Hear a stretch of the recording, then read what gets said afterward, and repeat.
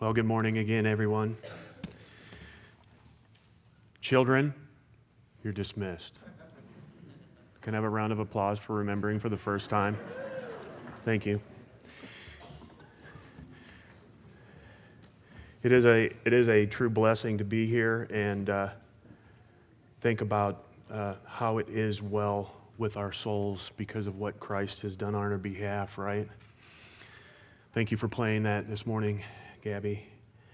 And I can't think of a more profitable or more important way of spending our time than opening up God's Word to see what we can learn about Him, what He's done on our behalf. And it dawned on me that in preparation that it was a year ago that my family actually came out here to candidate. So it's nice for a 1-year anniversary of meeting many of you, and since then some even new faces have come, but I can't think of a better place to be. We love being here, we love doing life together with you, and we love how you have a desire to know God's Word and live God's Word. As you know, it's been a couple months since I've preached, and Matt's finished up his time in Revelation. And you recall, as I have opportunities to preach, I wanted to have somewhat of a roadmap to run on, that when my opportunities came up, where would I go and what would I do? And if you recall, we were using some New Testament passages that demonstrated that the Old Testament references Jesus Christ. If you recall, Luke chapter 24, verse 27, the resurrected Christ with the men on the road to Emmaus, and then beginning with Moses and with all the prophets, he, being Jesus, explained to them the things concerning himself in all the scriptures. At that time, all the scriptures would have been the Old Testament. Later on, Jesus appeared to another gathering of people, and in verse 44, a few verses later, he said to them, "These are my words which I spoke to you while I was with you, that the things that are written about me in the law of Moses, the prophets, and the Psalms must be fulfilled." So we were using those verses to demonstrate that when you hear the term that the law of Moses, the prophets, and the Psalms, that's a way of saying the entirety of the Old Testament scriptures. That's the threefold division of the Hebrew scriptures. So basically all the passages in the Old Testament, one way or another, relate to a promised Messiah. And that's what we've been looking at. And we started that. The first one, the first promise comes immediately after the fall in Genesis chapter 3, verse 15, that where Yahweh promised the seed of a woman would come to destroy the works of the devil. And that followed up then with last time I approached was actually giving you kind of the origins of the voice behind the serpent or Satan and the who, what, when, where, why, and how, if you will, of who is this. And if you, in God's providence, if you recall, Matt just finished preaching through Revelation, last 2 weeks spent giving a kind of a high overview of the book of Revelation. And we saw how Jesus did utterly silence Satan and the final rebellion, and they were sent to the eternal damnation, the pit. And in those closing chapters, Matt also mentioned the millennial kingdom, where it's mentioned that he will reign for 1,000 years. And the question becomes, and again, in God's providence of how the promises have lined up in the Old Testament, why do we as a church believe in a literal, physical, earthly kingdom where Jesus Christ is actually going to rule and reign for 1,000 years to do what God promised?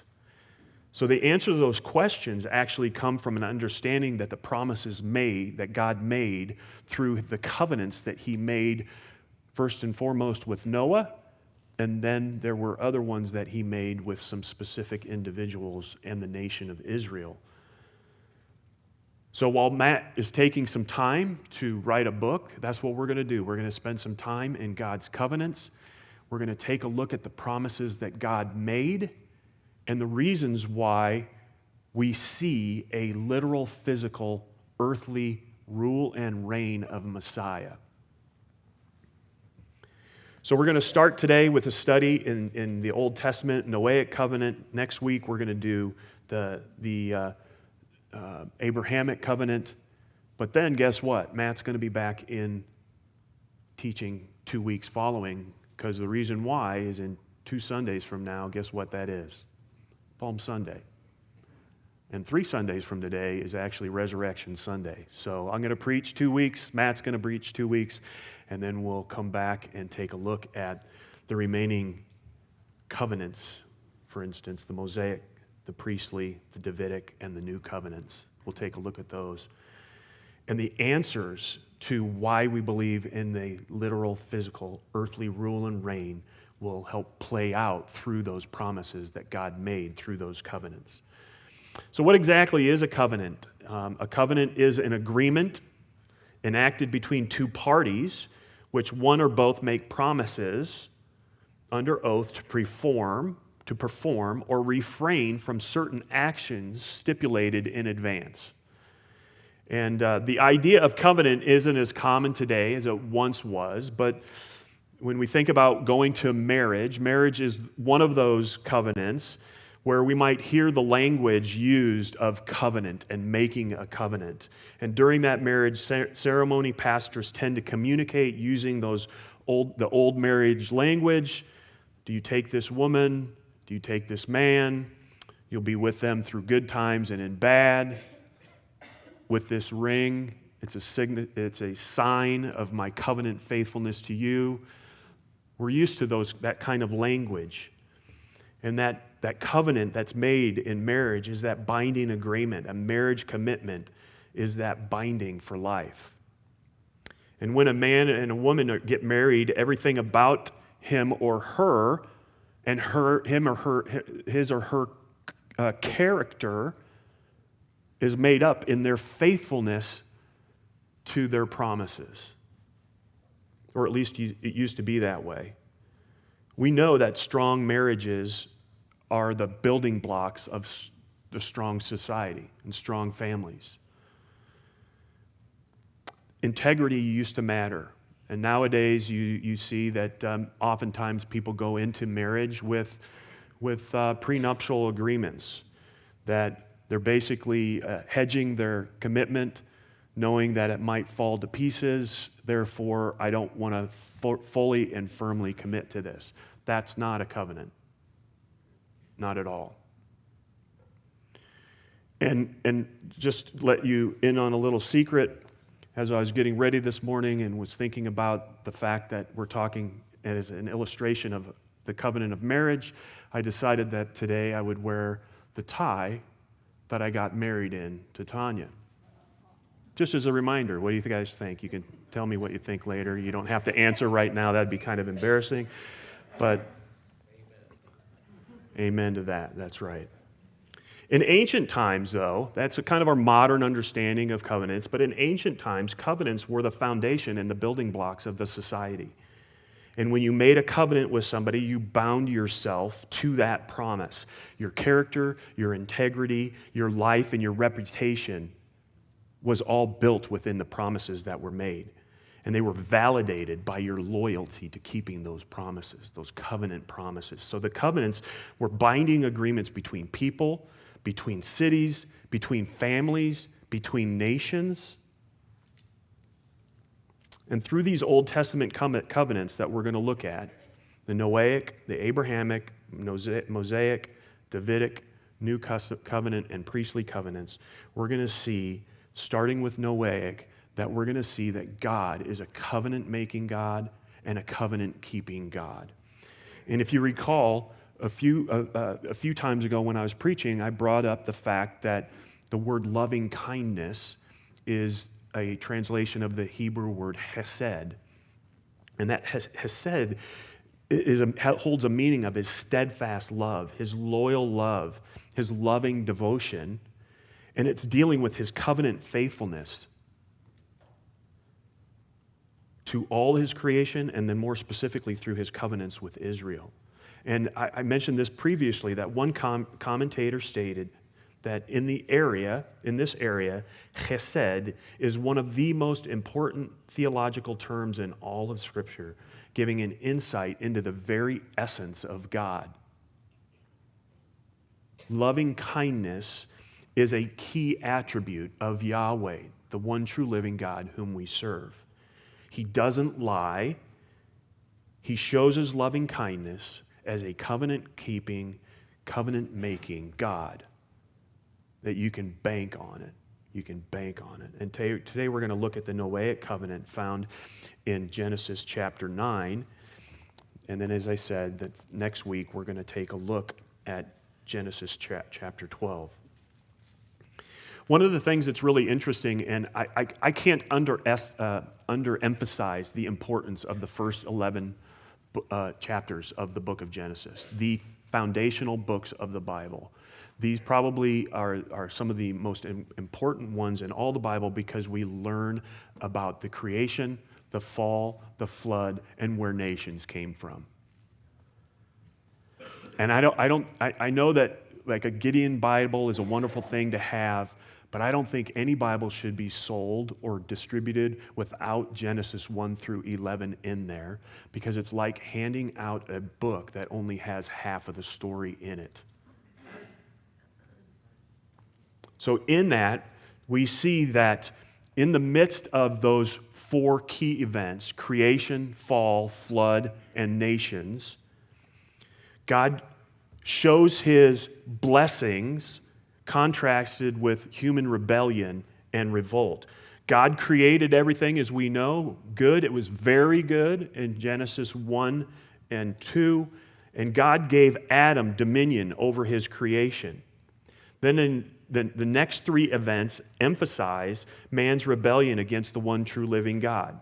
Yet, God's response to that rebellion was showing his mercy and his grace to each one of those revolts and rebellion. And if you recall, in response to Adam and Eve's sin at the fall, God promised the seed of a woman who would come to crush Satan's head. That was chapter 3, verse 15, immediately after the fall. And we looked at that. But you also have to think about what Matt recently taught through in Revelation chapter 20. We see the culmination of that final crushing of Satan in Revelation 20, where Satan gets banished to the lake of fire and will be tormented day and night forever. So we see the first promise when I taught that out of Genesis 3:15, but we also saw the culmination of that when Matt taught through Revelation chapter 20. In response to man's wickedness before the flood in chapters 6 through 8, God established the Noahic Covenant after the flood. And we'll see the stipulations of his covenant today and the promises made. In response to man's failure to scatter after the flood, Noah and his family were told to scatter, be fruitful and multiply, yet they gathered, built the tower. God scattered them and confused languages, and we still deal with the confusion of languages to this day. There's more than 7,000 languages in the world. In response to that rebellion, God made the Abrahamic covenant after the confusion of those languages at the Tower of Babel. So for each one of those rebellious actions by man, God responded with grace and mercy. Again, I can't underemphasize the importance of the understanding of Genesis 1 through 11. If you have that wrong, and you have a wrong understanding of those important events, you're not going to be able to fully understand and properly interpret the world around us. And just recall from Genesis chapter 3, the first question that was asked in Genesis 3:1. And I'm sure you know it by now, but the serpent asked, "Has God said?" Has God said? And that first recorded question was an offense of Satan, the father of all lies, sought to question God's character and truthfulness, in addition to overturning God's pattern of creation. Yahweh is the head of man, man is the head of the woman. Mankind ruled over, God gave them dominion over the rest of creation, over the animal kingdom. So the design was God, man, woman, and animals. When you think about what happened with that temptation, Satan turned the entire system on its head. An animal, the serpent, came to woman, Eve, counseled her to act independently of her husband, Adam, to disobey the Creator, God. God's truthfulness was turned on its head. What God creates and the order He creates, Satan hates, destroys, and perverts. Then in Genesis chapter 4 through 8, we see the ramifications of that. In Genesis chapter 4, we see the first murder where Cain kills Abel, his brother Abel. And then we see in chapter 6, we see the devastating continuing effects of the fall in the descriptions that were made. Starting in verses 5 through 7, we see, Then the Lord saw that the wickedness of man was great on the earth, and that every intent of the thoughts of his heart was only evil continually. The Lord was sorry that he had made man on earth. He was grieved in the heart. The Lord said, I will not blot out man whom I have created from the face of the land, from man to animals, to creeping things, to the birds of the sky, for I am sorry that I have made them. The wickedness was rampant and everywhere. 11 through 13, now the earth was corrupt in sight of God, and the earth was filled with violence. God looked on the earth, and behold, it was corrupt, for all flesh had corrupted their way upon the earth. Then God said to Noah, the end of all flesh has come before me, for the earth is filled with violence because of them, and behold, I am about to destroy them from the earth. The effects of the fall were seen. Murder, strife, wickedness of the heart permeated the entirety of the world. But we do see a man in verses 9 through 11. But Noah found favor in the eyes of the Lord. That's verse 8. And these are the records of the generations of Noah. Noah was a righteous man, blameless in his time. Noah walked with God. Noah became the father of 3 sons, Shem, Ham, and Japheth. Noah was blameless in God's sight in the midst of wickedness all around. And despite the impending destruction, we start seeing the interaction that God warned Noah was about to come, and he gave him instructions to provide a way of escape. Build an ark. I'm going to save a remnant of you and your family, and we'll start over. God will promise to make a covenant then. If you look in chapter 6, verse 18, God says, "But I will establish." I am going to do something here. "I will establish my covenant with you, and you shall enter the ark, and you and your sons, and your wife and your sons' wives with you." That word in that verse 6:18 is the word for covenant, is the first time the word covenant is used in the Bible. It's the Hebrew word berit. And it's used here, its meaning, it is the first time that a record of a covenant is being made. And we've been looking at the promises that God made of the coming Messiah, and we're going to see that through covenant. So again, in God's providence, the last time we looked at one of his promises was the seed of the woman. Now Matt's done with Revelation, and we can look at the next promise, and the next promise just happens to be in the form of a covenant, the Noahic Covenant.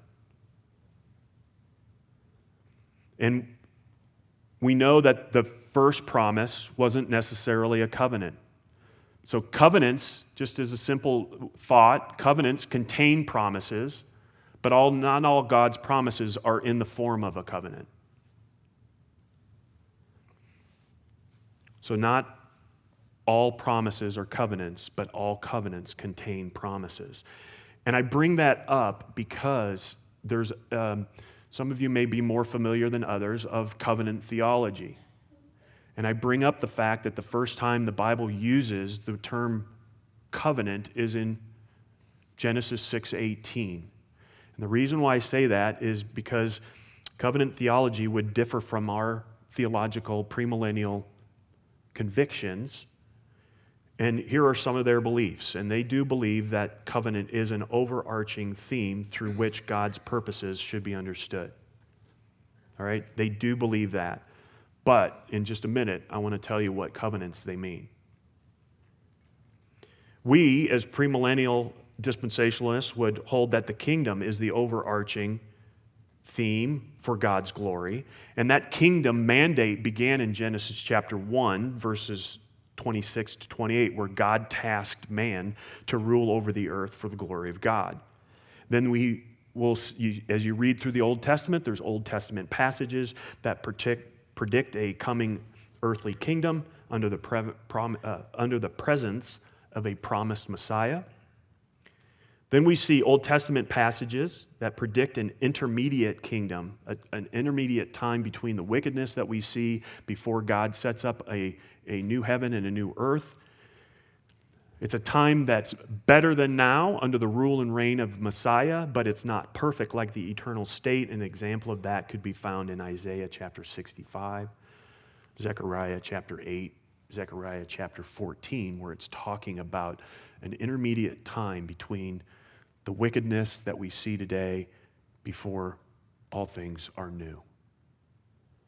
So the New Testament then predicts a future earthly kingdom. And as we studied through Revelation 20, we find out how long that intermediate time is going to last with the 1,000 years that are mentioned in chapter 20. That is going to be a literal, earthly, and physical fulfillment.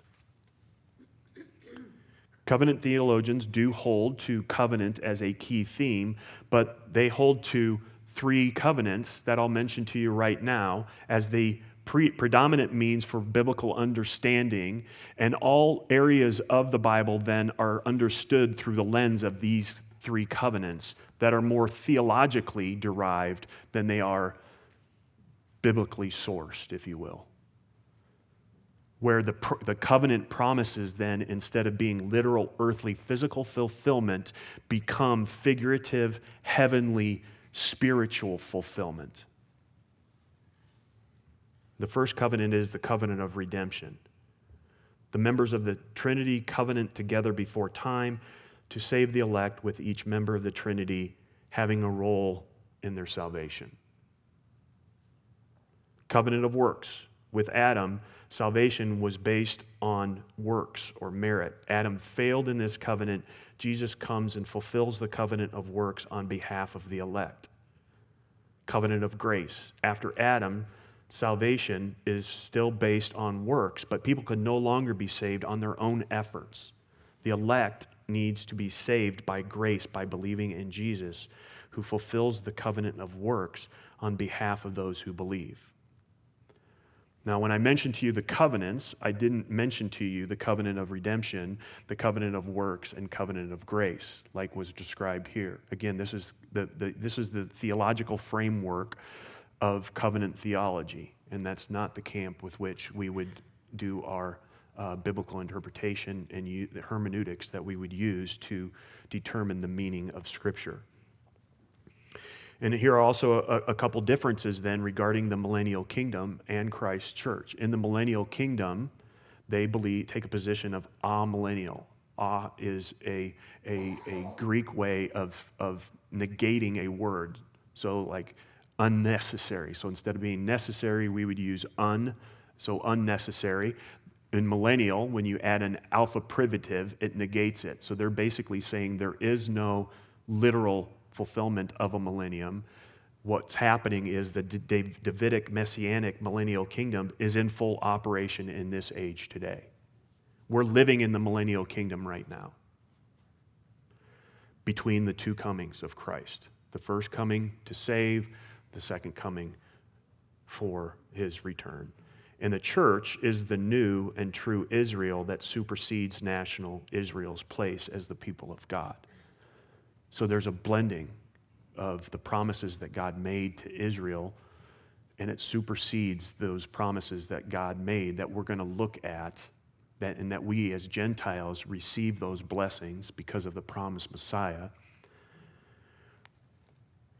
And because of those underpinnings that I just described, covenant theology principles lead to drastically different eschatological end times understanding, and also ecclesiological, the church related understandings. But again, we would hold to a literal, physical, earthly fulfillment of these promises that we're going to spend time working through. The millennial kingdom is coming. We're not in it now. The church and Israel are distinct. Neither in the Old Testament nor the New Testament, when the word church is used, the church is only used in the New Testament, and every time it's used, it's never in reference to Israel.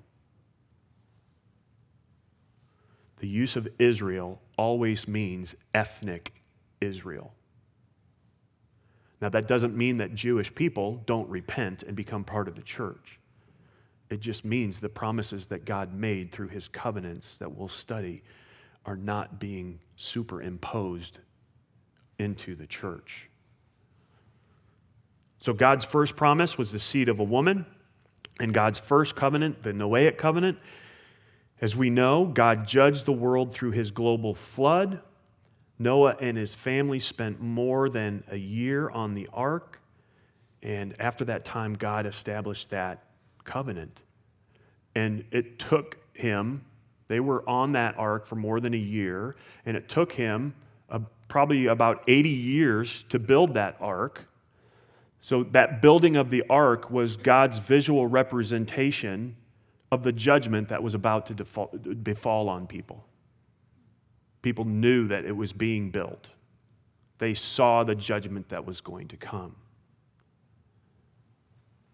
And we know what happened. The flood came.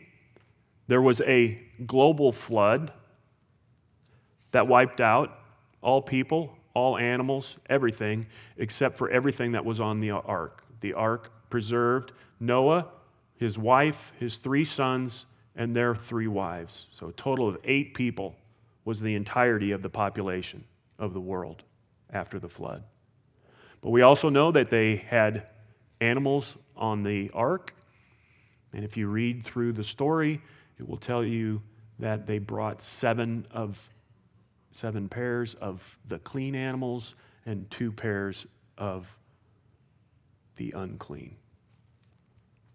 And as the flood subsides, and finally there was ground to walk on at the end of chapter 8, starting in verse 20, then Noah built an altar to the Lord and took of every clean animal and of every clean bird and offered burnt offering on the altar. The Lord smelled the soothing aroma, and the Lord said to himself, I will never again curse the ground on account of man, for the intent of man's heart is evil from his youth, and I will never again destroy every living thing as I have done. The intent of man's hearts is still evil, but he's sharing that he's going to start making a promise here that he will not flood the world again. While the earth remains, seed time and harvest, and cold and heat, and summer and winter, and day and night shall not cease. Newsflash. God is the author and sustainer of climate change. Verse 20. While the earth remains, seed time and harvest, and cold and heat, summer and winter, and day and night shall not cease. And then we enter into Genesis chapter 9.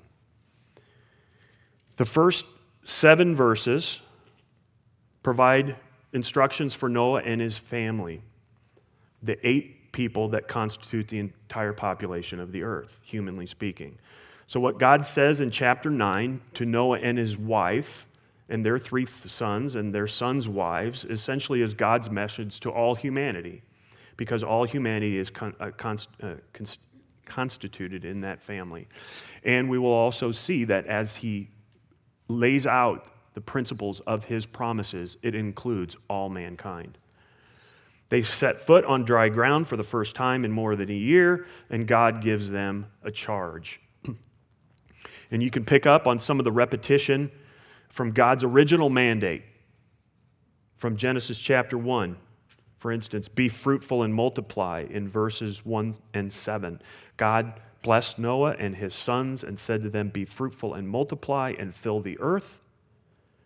The fear of you and the terror of you will be on every beast of the earth and on every bird of the sky, with everything that creeps on the ground and all the fish of the sea.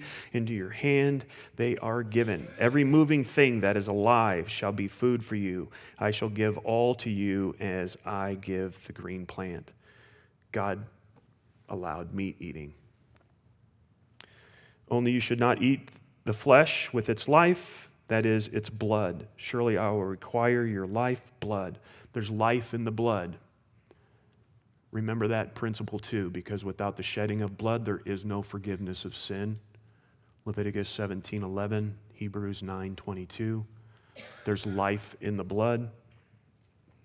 Surely I will require your lifeblood for every beast. I will require it, and from every man's brother, I will require the life of man. Whoever sheds man's blood, by man his blood shall be shed, for in the image of God he made man. God is the one who instituted capital punishment because humanity is image bearers of God, and humanity, every life has great value. God is the one who instituted capital punishment. As for you, be fruitful and multiply, populate the earth abundantly and multiply it.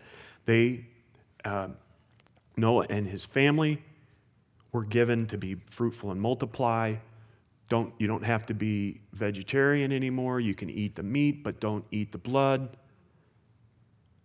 Instituted capital punishment for the protection of image bearers of God as a deterrent.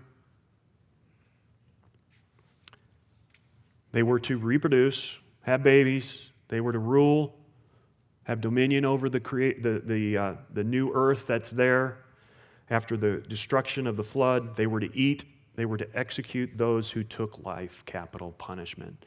So you have the instruction that God gave to Noah and his family in verses 1 to 7.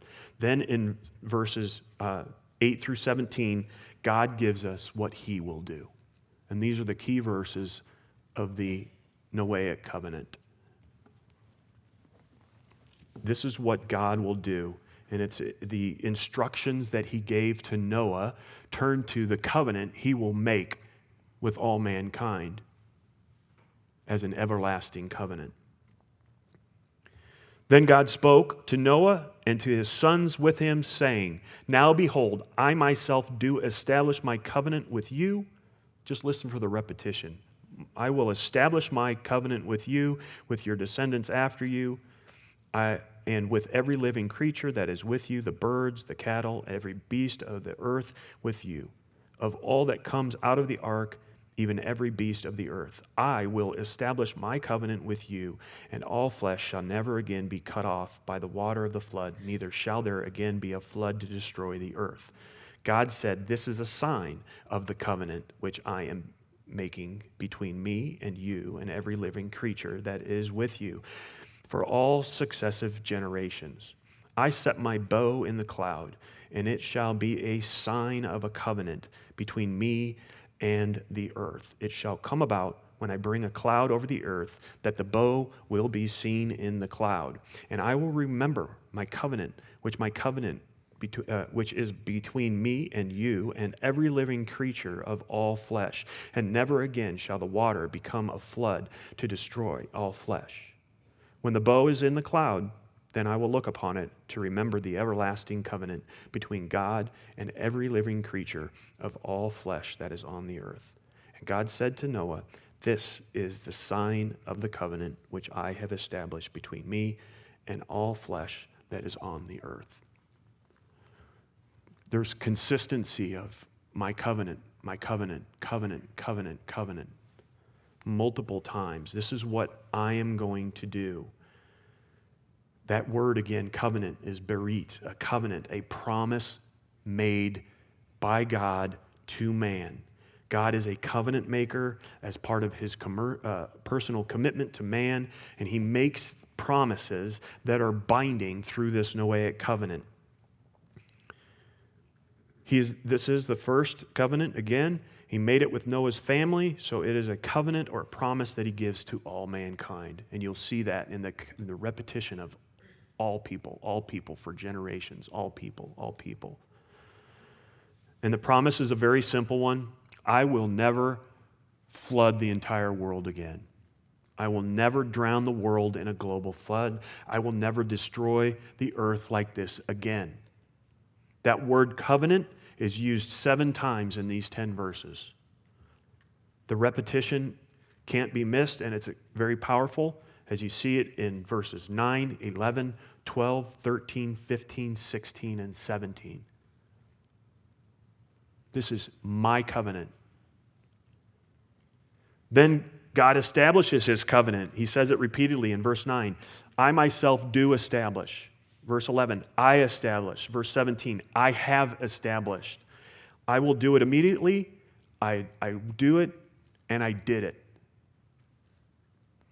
He ratified his covenant and his promise. What he says is going to happen. God initiated, enacted, and completed the covenant. And then the sign was repeated multiple times. What's the sign? The sign is the rainbow, of course. That's a sign of his covenant. It's mentioned in verse 12, established in verse 13. God guarantees it for the future in verses 14 and 15. And then he observes it in verse 16, and then he mentions it one more time in verse 17. The repetition of those words of covenant, establish, sign. And that's what we want to look at. What are some of these specifics of, in the remaining time that we'll have, what are these specifics of the covenant, the sign, the summary of it, is what we're going to look at it. But also who are the parties involved in it, and what are the responsibilities that are involved in it. This covenant is valid today, fully intact, fully in force, and the promises that were made through it give the groundwork for the remaining story of progressive revelation of the Bible. He promises to never flood the world again, to wipe it out by a flood. It is mentioned that it will come to a fiery end at some point, though.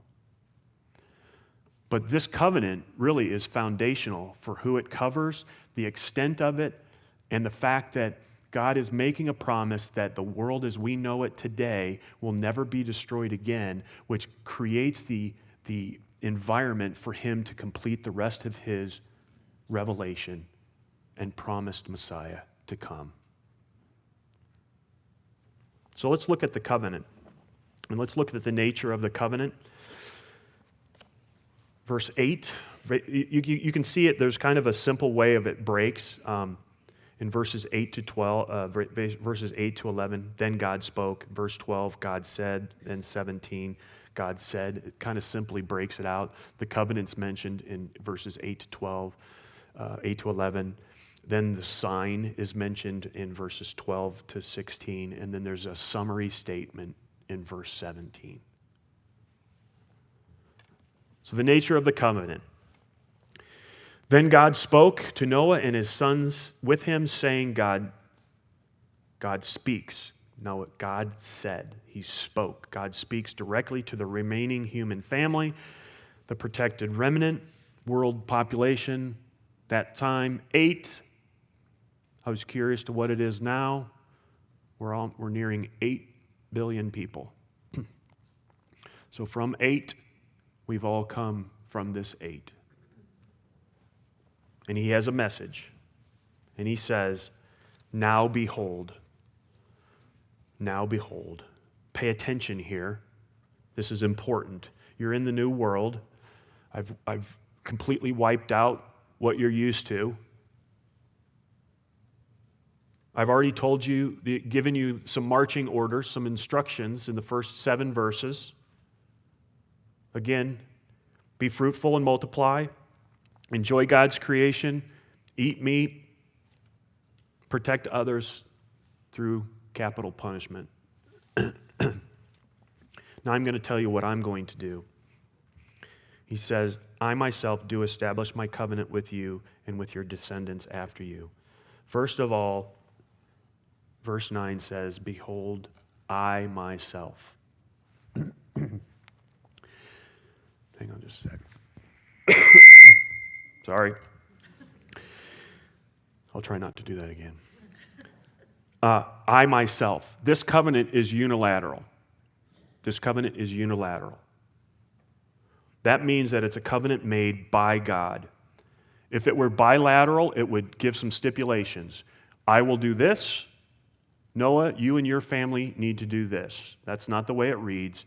God is doing this. This is a unilateral covenant. I myself. The Noahic covenant is unilateral. The fulfillment of this covenant rests singularly on God. He is fully responsible. He is doing it without any consideration of man. He's doing it without any consultation with man. He's doing it without any negotiation with man. This is not a mutual agreement. I'm doing it. God is not saying that Noah and your family, if you do this, you're going to have consequences like this. It doesn't happen. That's not at all what it says. He's saying, I myself. This is a unilateral covenant. And you can see it again in verse 11. I establish my covenant. Verse 12. This is a sign of the covenant which I am making between me and you. This is a sign of the covenant which I have established. It's never we. It's always I, singular. Never we, plural. The covenant is unilateral. God determined to make this promise on his own without any discussion or influence of Noah and his family. So it's not only unilateral, but secondly, it's unconditional. Unconditional. And God committed to this. We first saw it when I read chapter 8, verses 21 and 22, that the Lord smelled it, the soothing aroma. I will never again curse the ground on account of man, For the intent of man's heart is evil from his youth, and I will never again destroy every living thing that I have done. He says, I will establish it. It's unconditional. It still states here, was the condition of man's heart changed in the ark? Doesn't say that. God still knows that the intent of man's heart is evil. But he promises that he's not going to interact or condemn or destroy humanity in the same fashion again. Now he says, I myself do establish. In verse 9. In verse 11, I establish. In verse 17, I have established. He's established it unconditionally. There are no conditions on the part of man to validate it or invalidate God's promise. Man can do nothing to cause God to break his word. Again, this is bound up in God's character, his attributes that he will not violate because of who he is. Evil intent is still in man's heart.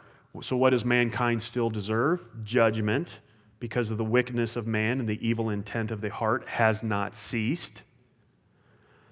But there are no conditions in man that make him deserve this covenant. There are no conditions in man that make him sustain the covenant, and no conditions in man that can cause the termination of this covenant. It's unilateral, God alone, and unconditional by God's grace, his goodness, kindness, and mercy. Unilateral, unconditional, and thirdly, it's unbreakable. It is fixed, unbreakable. This can be fully trusted because you'll notice the repetition again of my covenant and my covenant and my covenant. Verse 9, verse 11, verse 15, and elsewhere where it will say between me and the earth, between me and all flesh that is on the earth. It is unbreakable because it is a covenant made by the eternal God who cannot change and cannot lie. Fulfillment is bound up in God's attribute of who he is. Again, that word covenant in Hebrew, it's used everywhere in these verses except 10 and 14.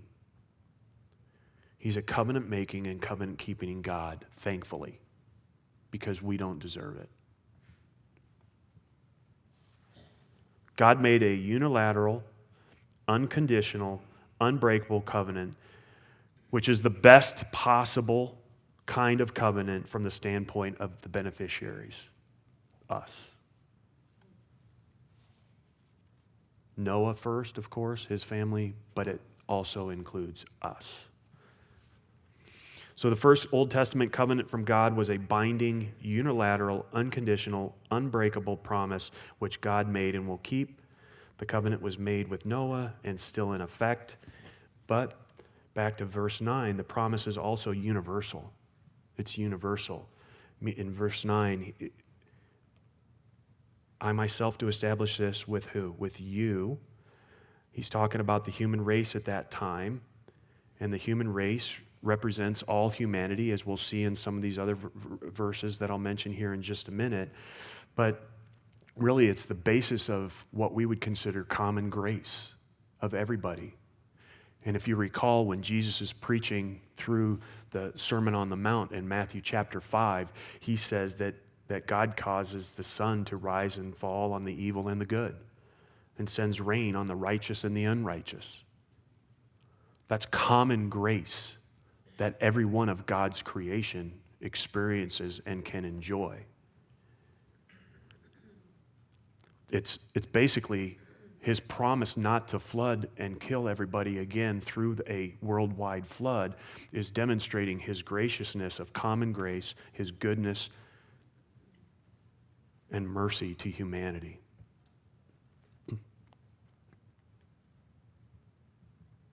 Then when you look at the extent of it, the promise, again, getting back, is it's universal. If you look at verse 10, it says, "And every living creature that is with you," the birds, the cattle, so every living creature, birds, cattle, beasts, all that comes out of the ark, everything that's on it. It includes animals.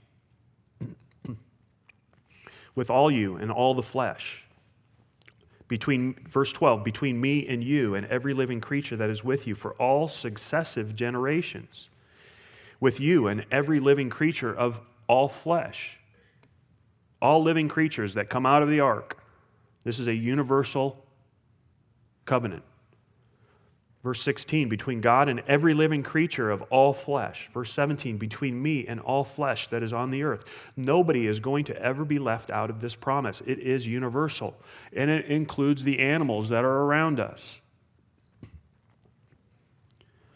Next, it is unending. It is unending. If you look at verse 12, at the end of the verse, it says, "For all successive generations." All successive generations. It's unending. Verse 16, it is the everlasting covenant. Not everlasting in the sense of eternal, but throughout all of time that we're in this current age, that as we know it, because when you go back to chapter 8, verse 21 and 22, it talks about what this time looks like. There will be a point in time when what we know today will change, and there will be a new heaven and a new earth. But as long as the earth remains, I will never again destroy every living thing. As long as this earth remains in its current state. But we know from Revelation 21 and 22, God has an ultimate plan of restoring everything to a new heaven and a new earth, as we've just recently studied. This current groaning creation, as Romans 8 would describe it, will end someday, and someday soon. So you have here a covenant that is unilateral, unconditional, unbreakable, universal, and unending. And then in verse 11, the stipulations, "I will establish my covenant with you, and all flesh shall never again be cut off by water of the flood, neither shall there be again a flood to destroy the earth." That's the covenant. God says, I'm never going to drown the world again. Never. God pledged it in chapter 6, verse 18, where he said, "I will make," future tense, "I will make a covenant," or "I will establish my covenant with you," future tense. And now we see him establishing it, ratifying it, making it in effect. Now he does it. "I'm going to protect you." And that's the first inkling that God was going to do something remarkable when in verse 6, verse 18, when he was saying, "I make a covenant," he was making a way of escape for the ark, for he and his Noah and his family. God will never again wipe out the world as a global flood, by a global flood. As long as the earth remains, he will not send such a flood. We know that there'll be local floods and storms. We as Californians that moved to Pennsylvania lived part of that last year. That was a very rainy year. Thank you for welcoming us to Pennsylvania. We know that was localized and we weren't going to have a global flood. And I hope this year we don't have quite as much rain, but never again is there going to be a worldwide flood. God won't do it again because that's my promise. That's my covenant that I've established. So there you have the nature of his covenant. The unilateral, unconditional, unbreakable, universal, and unending or everlasting covenant. That's the nature of his covenant. That was the longest point, okay? Don't look at your clock and think, if each one of these points go that long, we're never getting out of here. That was the longest one, because the sign in the next verses, we're going to look at the sign. So that was the covenant that he made, the nature of it. The sign you see in 12 through 16, the language is repetitious, and the sign of the covenant, of course, is what? The rainbow. Verse 12, God said, which I am making between me and you and every living creature that is with you in all successive generations. I will set my bow in the cloud, and it shall be a sign of a covenant between me and the earth. The sign, that symbol, is evidence that God has made a promise, that he won't break that promise. God has to have a sign that everybody can see. I will set my bow in the clouds. And that's the reason for rainbows.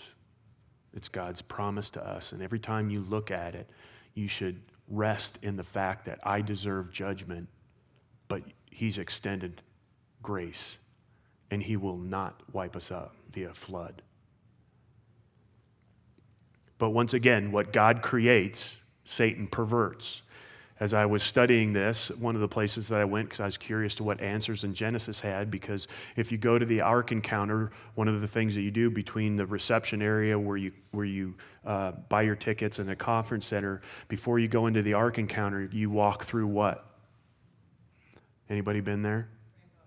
A rainbow arch. You walk through this area that's this huge rainbow arch. And what's really interesting is that since the 1970s, the rainbow has been associated with the so-called gay movement known today as the LGBTQ, right? Again, what God creates, Satan perverts. In 2017, when the Ark encounter opened in northern Kentucky, it lit up a huge ship with rainbow colors. And Ken Ham wrote an article that declared that we are taking back the rainbow.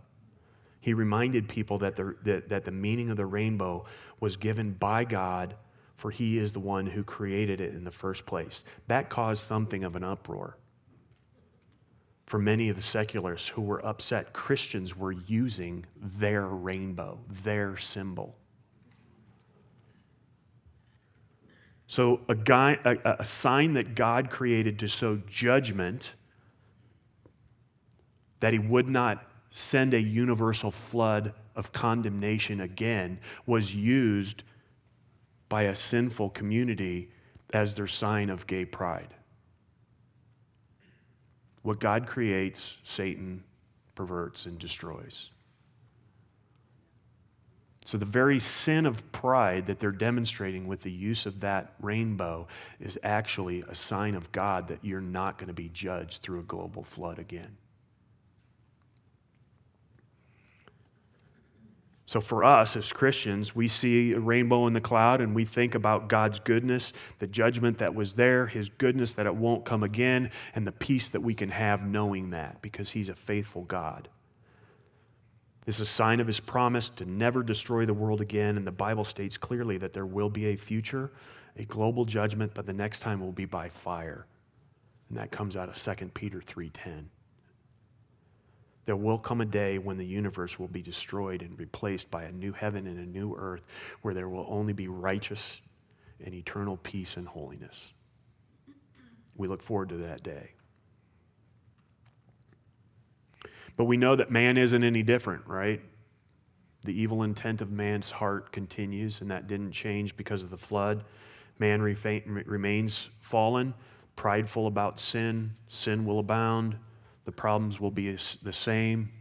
Look at the world around us. Upside down world, people suppressing truth and unrighteousness and living in their own ways.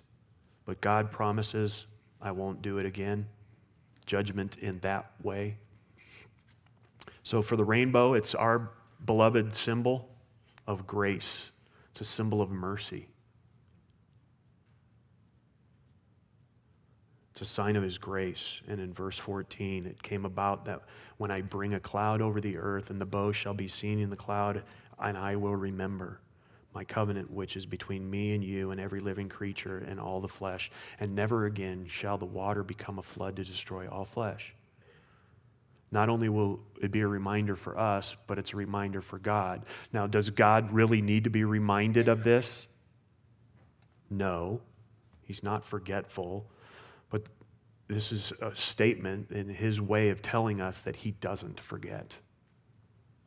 He doesn't forget. Remember is a familiar Old Testament word used for covenant language of remembering the commitment that you've made. that covenant faithfulness. God remembers his covenant and is faithful. In verse 16, I will remember my covenant, which is between me and you and every living creature, and the water shall not become a flood to destroy all the flesh. Every time we see a rainbow, we should remember God's grace over judgment. What does this world deserve? Judgment. What do we get? God's mercy and grace.